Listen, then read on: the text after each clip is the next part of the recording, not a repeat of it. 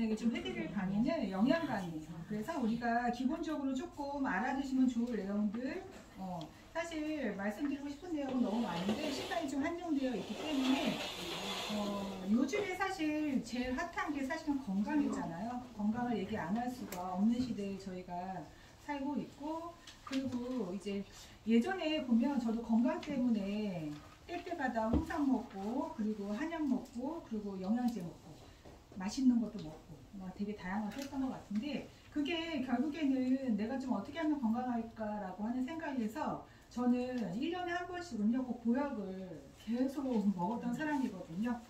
그게 사실은 건강을 지키는 데 있어서 가장 좋은 방법이다라고 생각하고, 사실 그렇게 해서라도 영양을 좀 채우면 지식이 좀 없었기 때문에.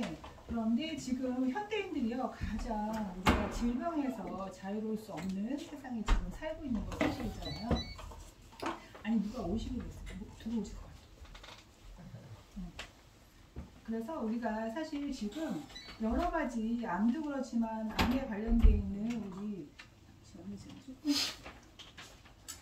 우리가 뭐 비만이나 고지혈증, 그리고 뭐 뇌졸중, 동맥경화, 당뇨병, 우리가 알고 있는 심근경색, 관절염, 아토피, 뭐 여러 가지들이 사실 우리가 생활에서 오는 만성 폐인성 질환이라고 하는 거예요. 그리고 여기에는 대사질환, 그리고 자가 면역 질환이 다 포함되어 있는 거거든요. 그런데 이런 게 걸리는 게 사실은 세 가지로 좀 압축돼서 보면은, 우리가 요새 스트레스 안 받으시는 분 없으시죠?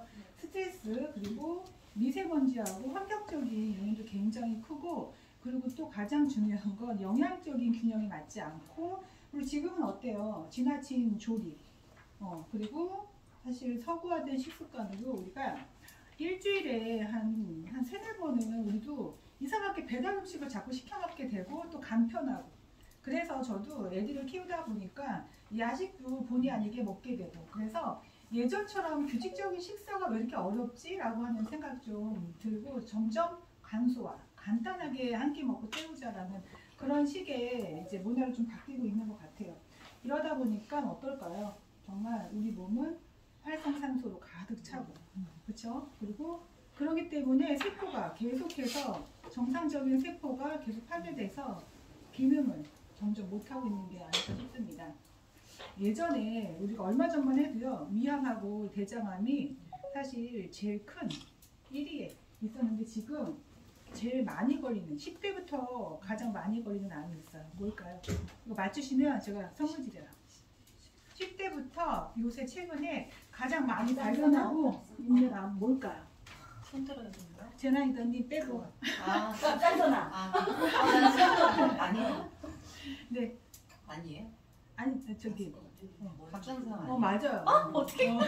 얘기하시는 맞아요.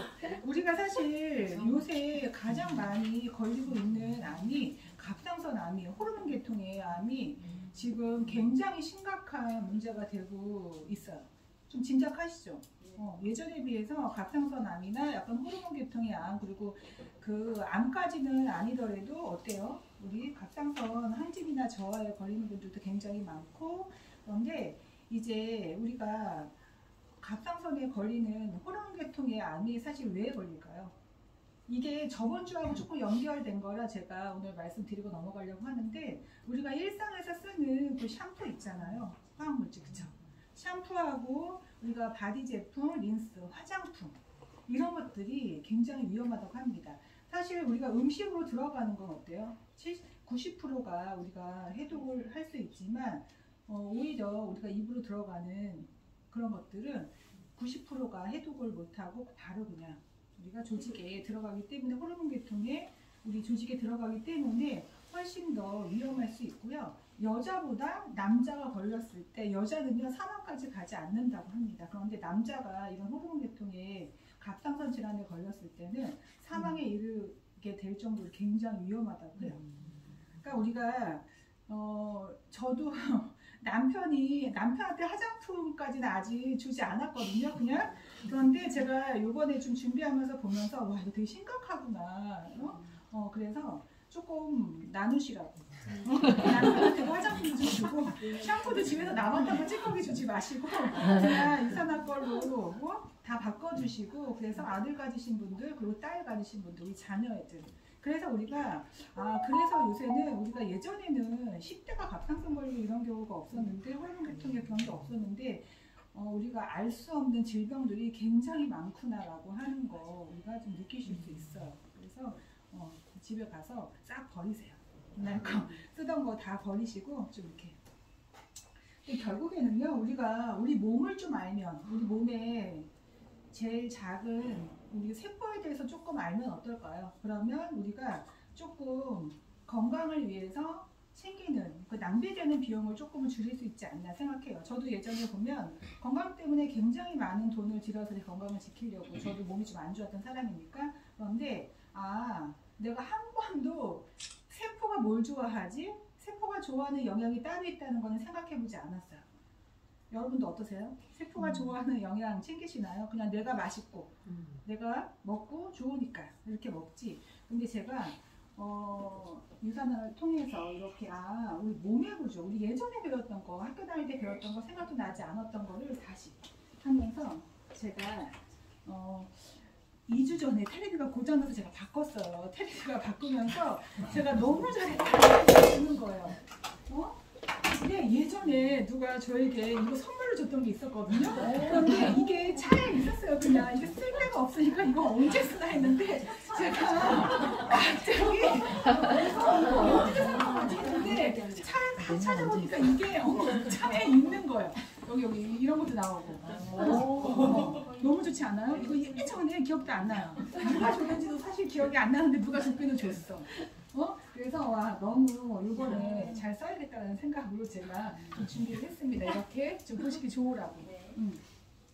그래서 우리 몸은요, 그냥 봤을 때는 이렇게 그냥 개체로 되어 있지만 우리는 11개의 계통으로 사실 되어 있어요. 그래서 이 계통을 조금 더 안으로 깊이 들어가 보면 위나 심장 그리고 심장 이렇게 이 기관 안에 다 이렇게 들어 있는 거고요. 아까도 말했듯이 우리가 호르몬 계통에 이상이 있었을 때는 그 계통이 조직에 쌓이기 때문에 우리가 아팠을 때 어떤 검사하죠? 우리가 조직 검사하는 거예요. 그래서 그 부위의 조직을 떼서 검사를 하는 거거든요. 왜냐하면 세포를 보기 위해서. 우리 세포는요, 인체에 60에서 100쪽, 이건 사람마다 다르지만 100쪽의 이상의 세포로 구성이 되어 있고 결국에는 우리 세포가 건강하면 어떨까요? 우리 조직도, 우리 기관도, 우리 몸 전체도 건강해질 수 있다는 거죠.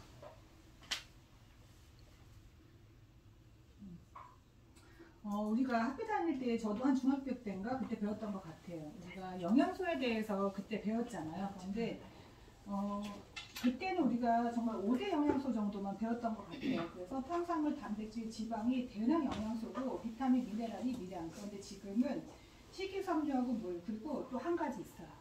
파이토케미칼에서 식물 영양소까지 해서 요새는 한 8가지 정도의 영양소를 충분히 섭취해야 되는 게 요즘 현실인데 우리 지금 식생활이요 굉장히 불균형하게 가고 있는 게 사실이잖아요. 그리고 이 탄수화물, 단백질, 지방은 이제 큰 영양소, 대량 영양소이기 때문에 입자가 크기 때문에 그냥 몸에 들어가진 않아요. 그래서 가수분해된 상태에서 들어가는데 이 포도당이 가수분해된 상태에서 이 세포로 들어가야 되는데 여기서 뭐가 있어야 되냐면 인슐린이 필요해요. 그런데 인슐린이 제 역할을 하지 못했을 때 그냥 혈액에 둥둥 떠다니다가 그냥 소변으로 나오는 게 우리가 당뇨병이거든요. 그래서 우리가 지금 1형 당뇨, 2형 당뇨 있잖아요. 1형 당뇨는 인슐린 자체가 몸에서 생기지 않는 거야. 근데 2형 당뇨는 거의 다 우리가 생활병에서 생기는 거예요. 거의. 그런데 90%가 사실은 그 2형 당뇨에 거의 해당한다고 하더라고요. 결국에는 우리가 영양적인 균형이 다 깨져서 세포가 제 역할을 하지 못한다라는 결론이 나거든요. 그러면 우리가 비타민, 미네랄, 이 조효소, 다른 말로는 조효소라고 하는데 이런 것들이 잘 같이 융화가 돼야지만 이 탄수화물, 지방, 단백질을 원활하게 세포에 잘 전달된다 생각하시면 됩니다.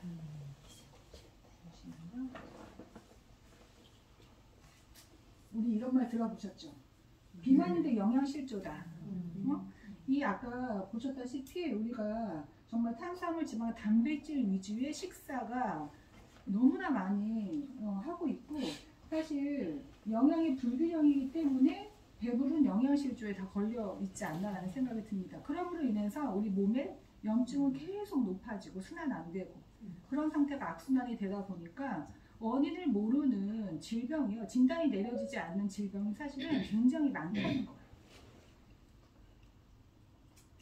현대인들이 영양 섭취 실태를 보면은 이게 변화된 식습관으로 인해서 국민의 40%가 영양을 지나치게 많이 섭취하고 있다고 그러잖아요. 반대로 부족하게 섭취하고 있는 게 있는데 사실 과일도 우리가 과일이나 이런 데에도 열량이 되게 많아요. 사실 다이어트 한다고 과일 잘못 드시면 오히려 어때요? 당분이 많기 때문에 체중이 올라갈 수 있어요. 그래서 열량, 비타민, 미네랄이 풍부한 저열량의 과일과 채소를 섭취를 늘려야 되는 거고요. 그리고 사실 영양의 결핍이 음식만으로는 굉장히 불가능하거든요. 우리는 이거 다 알고 있을 거예요. 그래서 비타민, 미네랄이 부족한 경우는 건강기능식품 등으로 보충해라 라고 나와 있어요.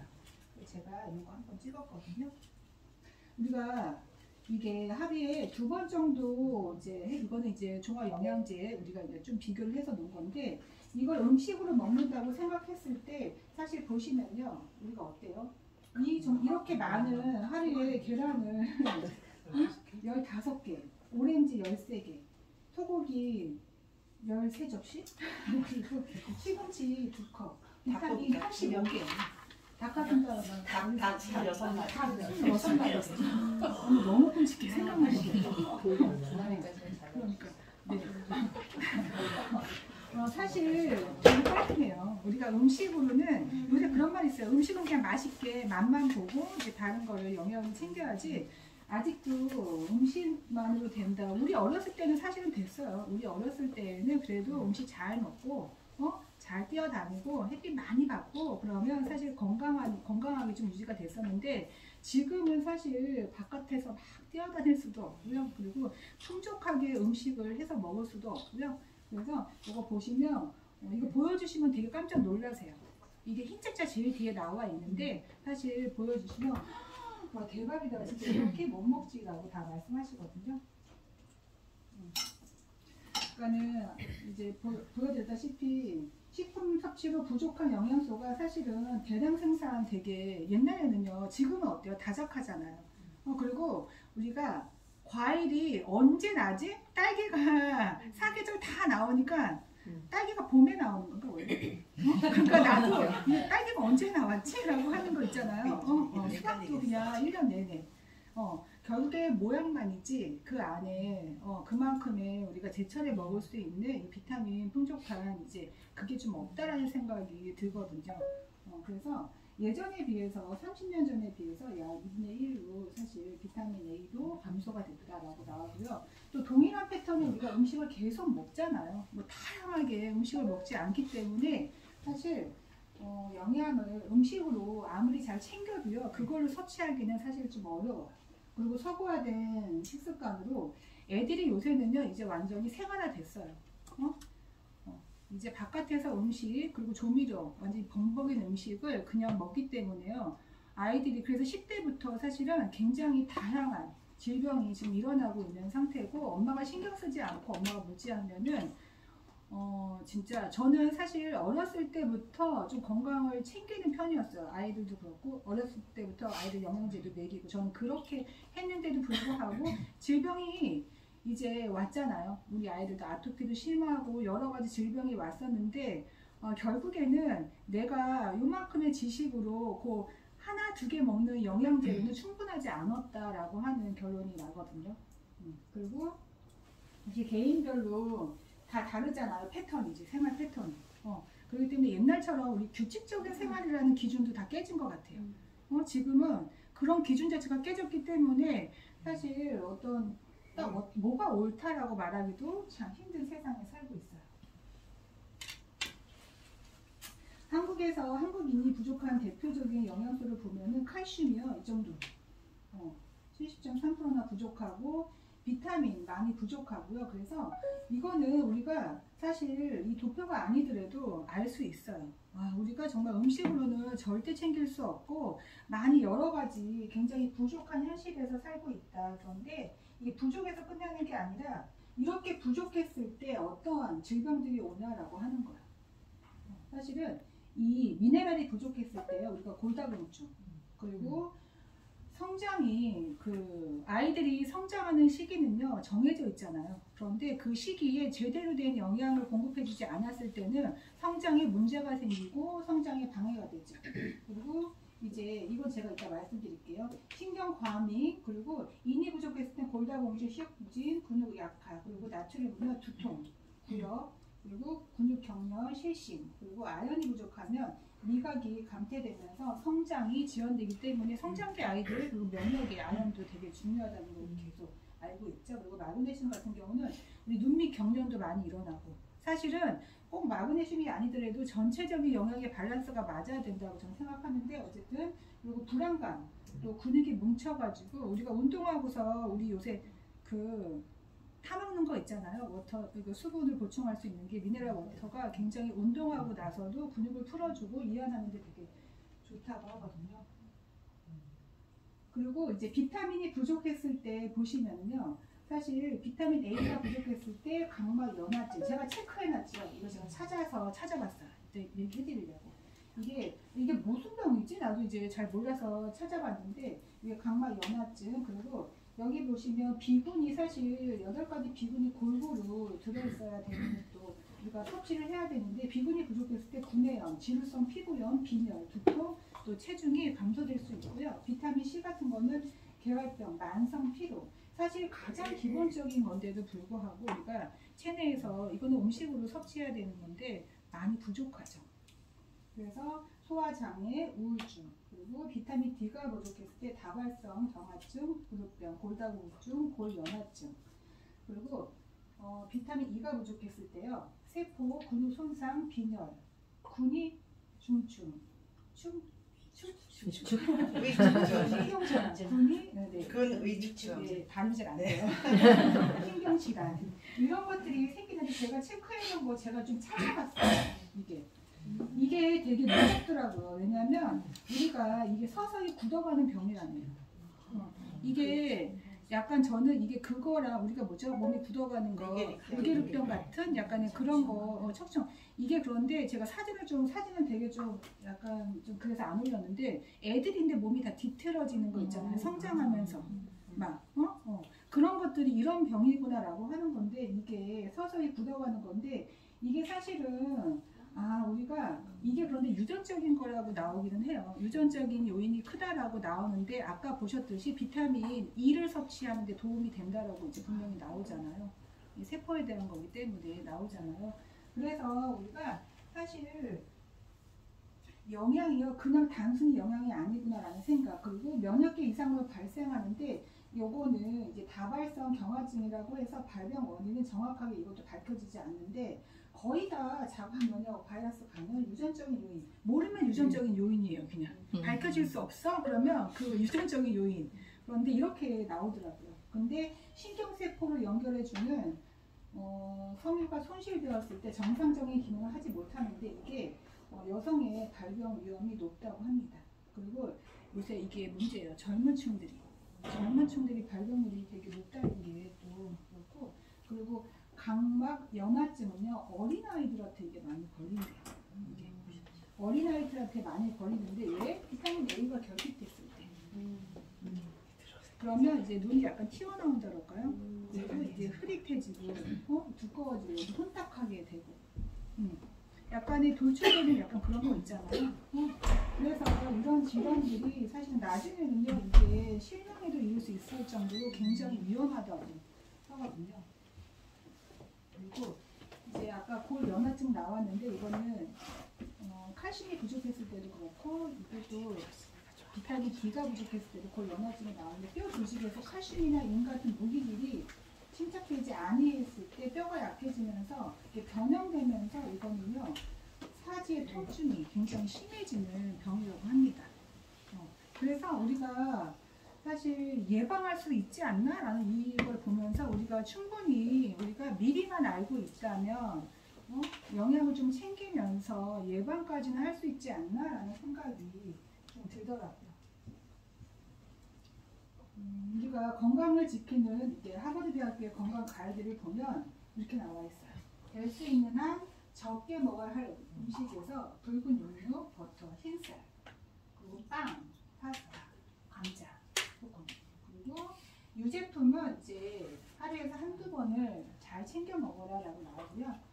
건강에 좋은 지방 기름, 견과류, 콩류, 두부나 생선 이런 거, 달걀 이런 거, 가금류 이런 거 좀 많이 먹으라고 나오고 사실 현미밥 먹으면 되게 좋다는데 우리가 현미밥을 해 먹기가 사실 쉽지 않잖아요. 그리고 통밀 파스타, 귀리 이런 거 그리고 매일 운동 이렇게 체중을 업앤다운 없이 조금 조절하면서 이렇게 건강을 좀 지켜라라고 그리고 여기다가 가장 중요한 건 플러스 요거 보셔야 돼요. 매일 종합 비타민과 여분의 비타민 D를 대부분의 사람들이 요거 챙기면서 음식만으로 안 된다 그 얘기잖아요. 요거 챙기면서 반드시 챙겨라 라고 나와 있는 거예요.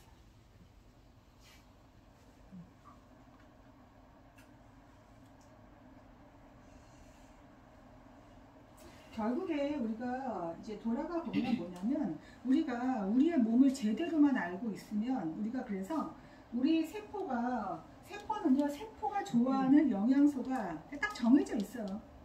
그렇기 때문에 세포가 좋아하는 영양소를 채워주면은 결국에는 우리 조직과 기관과 우리 인체가 다 건강할 수 있다는 결론이 나죠. 그리고 제가 이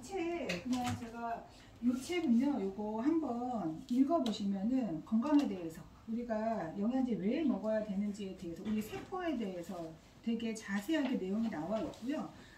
우리가 그냥 스쳐 지나갈 내용들이 이 비타민이 아니구나라는 거를 한번 다시 짚어주는 거예요. 그리고 여기서 뭐라고 말하냐면 우리 몸의 세포에 필요한 양질의 영양소를 공급하면 보이지 않는 기적이 생긴다고 여기 적혀져 있어요. 뒤에 보면 영양소만 챙겨도 보이지 않는 기적이 일어난다라고 해서 이 책 이거 반드시 사서 이제 보시면 좋으실 것 같고 또 이번 시간은요 조금 더 특별한 거를 저희가 준비를 했어요. 왜냐하면 이제 아이들 키우시는 엄마들도 있고 저희 또 간식으로 아까도 우리 빵 많이 먹지 말라 그러잖아요. 그런데 우리는 건강한 빵이 있거든요. 그래서 사실 건강을 지키는 데 있어서 우리 아까 얘기했듯이 먹는 거 중요하고요. 바르는 거 중요하지만 또 그걸 이용해서 우리가 좋은 재료를 가지고 우리 박지아나 리더님 직접 빵을 해오셨어요. 누트리를 가지고 직접 빵을 해와서 이 시간은 좀 시식해보면서 이제 그 레시피를 공개해 주실 거예요. 그래서 잠시만요.